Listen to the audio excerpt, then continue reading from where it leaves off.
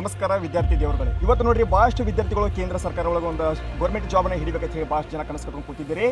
ಅದ್ರಗೋಸ್ಕರ ನೋಡ್ರಿ ನಾವು ಮತ್ತು ಶಿವಸರ ಕೂಡಿ ಒಂದು ವಿದ್ಯಾರ್ಥಿ ಒಬ್ಬ ಜೀವನ ಯಾವ ರೀತಿ ರೂಪಿಸ್ಬೇಕಂತ ಹೇಳಿ ನಾವು ಶಿವಸರ ಕೂಡಿ ಡಿಸ್ಕಷನ್ ಮಾಡ್ತೀವಿ ರೀ. ಏನೇನು ಸ್ಟಡಿ ಮಾಡಬೇಕು, ಹೆಂಗೆ ಸ್ಟಡಿ ಮಾಡಬೇಕು, ಯಾವ ಬುಕ್ಸ್ನ ರೆಫರ್ ಮಾಡಬೇಕು, ಏನೇನು ಓದಬೇಕು, ನೀವು ಜೀವನದಾಗ ಸಕ್ಸಸ್ ಆಗಬೇಕಾದ್ರೆ ಎಲ್ಲಿ ಕೂತು ಓದಬೇಕು ಅನ್ನೋದು ಭಾಳಷ್ಟು ಮುಖ್ಯವಾಗ್ತೈತಿ. ಅದಕ್ಕೋಸ್ಕರ ನಾವು ಒಂದಿಷ್ಟು ಶಿವಸರ್ನ ಕ್ವಶನ್ಸನ್ನು ಹೇಳ್ತೀನಿ. ಅವರು ಯಾವ ರೀತಿ ಆನ್ಸರನ್ನು ಮಾಡ್ತಾರೆ, ನಿಮಗೆ ಯಾವ ರೀತಿ ಸಲಹೆ ಕೊಡ್ತಾರೆ, ಭಾಳ ಇಂಪಾರ್ಟೆಂಟ್ ಆಗ್ತೈತಿ. ಪ್ರತಿಯೊಬ್ಬರು ಗಮನ ಇಟ್ಟ ಈ ವಿಡಿಯೋನ ಪೂರ್ಣವಾಗಿ ನೋಡಿರಿ ದಯವಿಟ್ಟು.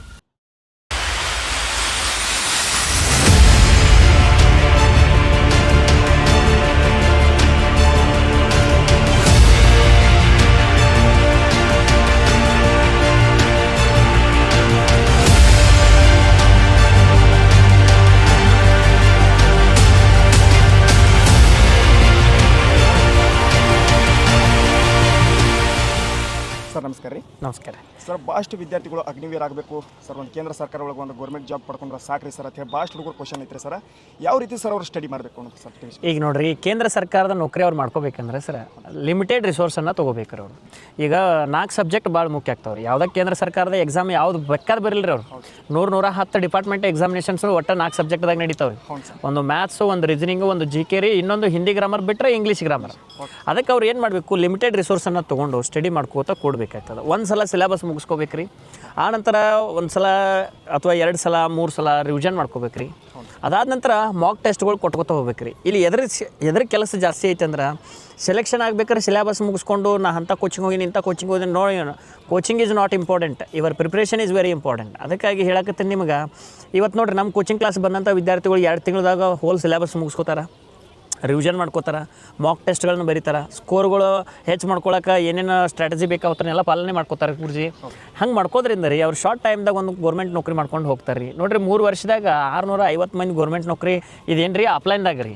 ಆನ್ಲೈನ್ದಾಗೂ ಸಾಕಷ್ಟು ಮಂದಿ ಸೆಲೆಕ್ಷನ್ ಆಗಿದ್ದು ಉಂಟದ ರೀ, ಅವನ್ನೆಲ್ಲ ನಾವು ನೋಡಿದ್ದೀನಿ ರೀ. ನೋಡಿರಿ, 1 ವರ್ಷದಾಗ 1,07,000 ಸಬ್ಸ್ಕ್ರೈಬರ್ ಆಗ್ಯಾರ ಅಂತಂದ್ರೆ ರೀ, ಅದಕ್ಕೆ ಕ್ವಾಲಿಟಿ ಎಜುಕೇಷನ್ ಕೊಟ್ಟಾಗನ ಅನುಕೂಲ ಆಗ್ತದೆ ರೀ. Yes sir, yes sir. ಹೌದು ಸರ್. ಈಗ ಭಾಳಷ್ಟು ಜನ ನನಗೆ ಕಮೆಂಟನ್ನು ಹಾಕಿದ್ರೆ ಸರ್, ವಾಟ್ಸಪ್ನಾಗ ಆಗಲಿ ಇನ್ಸ್ಟಾಗ್ರಾಮ್ನಾಗ ಆಗಲಿ, ಅವು ಕಮೆಂಟ್ ನೋಡಿ ಸರ್ ಯಾವ ಬುಕ್ಕನ್ನು ರೆಫರ್ ಮಾಡ್ಬೇಕು ಸರ್ ಒಂದು ಸೆಂಟ್ರಲ್ ಗೌರ್ಮೆಂಟ್ನ ಓದಿದ್ರೆ. ಓಕೆ ರೀ. ಈ ರೀತಿ ಭಾಳಷ್ಟು ಹುಡುಗರು ಕ್ವಶನ್ ಇದಾವೆ ಸರ್. ಈಗ ಸದ್ಯಕ್ಕೆ ನೋಡ್ರಿ, ಸೆಂಟ್ರಲ್ ಗೌರ್ಮೆಂಟ್ ನೌಕರಿ ಅವ್ರು ಸೆಲೆಕ್ಷನ್ ಮಾಡ್ಕೋಬೇಕಂತಂದ್ರೆ chapter wise, year wise, type wise, level wise ಇದ್ದಿರ್ತಕ್ಕಂಥ ಒಂದಿಷ್ಟು ಬುಕ್ಸ್ ಅದಾವೆ ರೀ. ಕಿರಣ್ ಪ್ರಕಾಶನ್ದು ಇರ್ಬೋದು ರೀ, ಇನ್ನೂ ಬೇರೆ ಬೇರೆ ಆಥರ್ಸ್ ಇದಾವೆ ರೀ. ಬಟ್ ಅಲ್ಲಿ ಏನಾಗಿಲ್ಲ ಅಂತಂದ್ರೆ ಒಂಚೂರು ರೀ ಸಿಸ್ಟಮೆಟಿಕ್ ವೇದಾಗ ಓದಿಲ್ಲ ರೀ ಅವ್ರು. ಕಿರಣ್ ಪ್ರಕಾಶನ್ದವ್ರು ಏನು ಮಾಡ್ಯಾರ ರೀ, type wise, level wise, year wise ಕೊಟ್ಟಾರ ರೀ.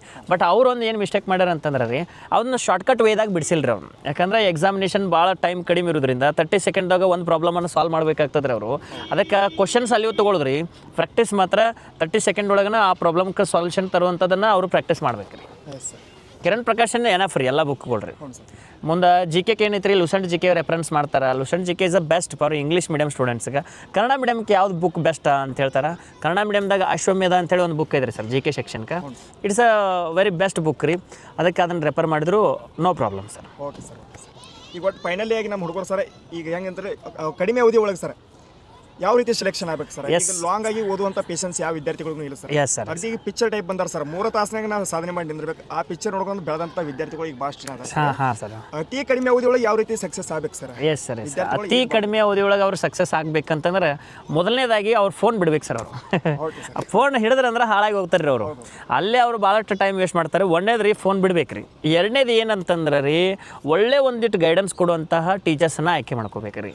ಅಲ್ಲಿ ಟೀಚರ್ಸ್ನ ಆಯ್ಕೆ ಮಾಡ್ಕೊಂಬಂದು 3 ಫ್ಯಾಕ್ಟರ್ಸ್ ಭಾಳ ಇಂಪಾರ್ಟೆಂಟ್ ಆಗ್ತಾವ್ರಿ. ಎಲ್ಲ ಸಬ್ಜೆಕ್ಟ್ದಾಗೂ ಸ್ಟ್ರಾಂಗ್ ಇರುವಂಥ ಕೋಚಿಂಗ್ ಕ್ಲಾಸನ್ನು ನೀವು ಆಯ್ಕೆ ಮಾಡ್ಕೋಬೇಕು.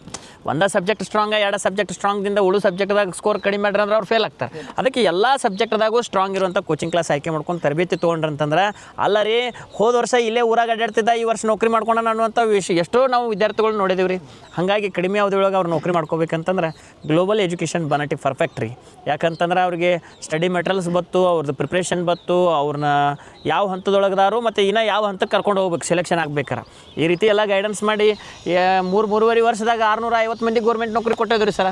ಅದು ನೀವು BSF ತೊಗೊಳ್ರಿ, CISF ತೊಗೊಳ್ರಿ, CRPF ತೊಗೊಳ್ರಿ, ಅಗ್ನಿವೀರ್ ತೊಗೊಳ್ರಿ, ರೈಲ್ವೆ ಡಿಪಾರ್ಟ್ಮೆಂಟ್ ತೊಗೊಳ್ರಿ, ಭಾಳ ಅದ್ಭುತ ಟ್ರೈನಿಂಗ್ ಆಗ್ತಾರೆ ರೀ.